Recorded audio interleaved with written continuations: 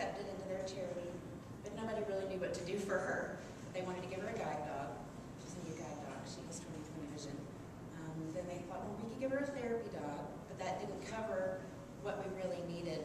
And so I finally got in touch with one of the trainers there who said, well, we can give her a dog, but what do you want us to do?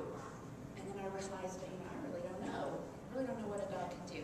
So I started calling trainers in the Metroplex all over Texas. I called so many people trying to find out what a dog might be able to do for my daughter.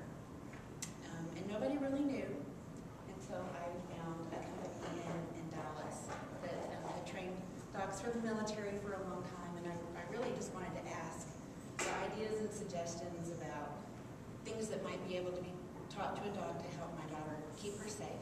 She also has trouble navigating a related condition called topopagnosia. So in addition to not being able to recognize people, she gets lost very easily. So it was just a very... How did you two get reconnected at State Fair? How did that happen? She actually had found her way. She was showing, we were there showing chickens, and she listened to the sound of the chickens and followed the sound of chickens crowing. So it was, she didn't have cell phones at that time, so it was an eye-opener. And so finally we found the trainers and that we liked to ask them some questions about what could be done, explain the situation. They called us back in a few days after they had researched and said that they had some ideas, and they wanted to talk with us and kind of figure out what we could do as far as what breed we might want to work with and things like that. A while later, we got a phone call from the trainers who said that they had found a breeder and had found a litter that they thought was appropriate, and not only that, they had found a sponsor for my daughter who actually paid for my daughter's puppy. We had had $22,000 out-of-pocket medical expense the year before. We could not afford a dog.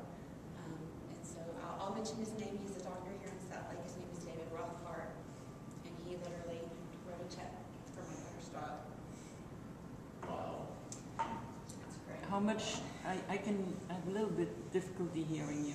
We are lions. We are hard You're hearing. hard to hear. Oh, Okay. yeah, so I'm sorry. So, we had a sponsor that volunteered to pay for my daughter's neurologist, and he felt very strongly about helping, and he donated, and it changed our lives. So we had a hero. Our trainers are our heroes as well. They've donated a lot. They have done more than I can even put into words. So we received our dog. He arrived here in Texas last March, and he has spent time with our family. Because he's local, he's been able to come into our home and be raised with our dog through the puppy year. And in just that short amount of time, I have seen so much change in my daughter. She's not afraid to go outside anymore by herself. Before, she couldn't even go across the street and shoot basketball because she was so nervous about strangers. Everyone's a stranger to her because they all look alike. So She's 12, right? She's 12, yes. So he has been, even though he's still in training and he's not finished yet, and his hard work is just now beginning, already we have seen so much change, and not only in my daughter, but in our whole family. A service dog changes the dynamic of an entire family unit, and I want to tell you that from my heart. It's just been such a blessing, and so that was how I came to the Lions, was originally to say thank you, because it touched me so much, and I could relate so much to how much a dog impacts the life.